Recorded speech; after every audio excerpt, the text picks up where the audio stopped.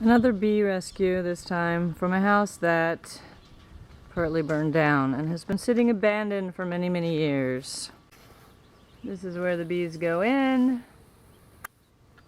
and this is the ceiling I'll cut open to get them out.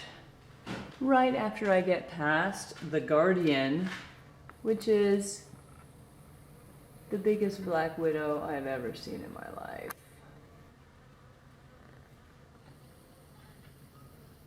With the most egg sacs I've ever seen of any black widow in my life.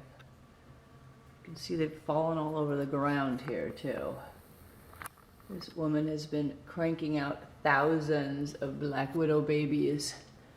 She's probably 2 years old. And has been doing nothing but make babies for the past 2 years.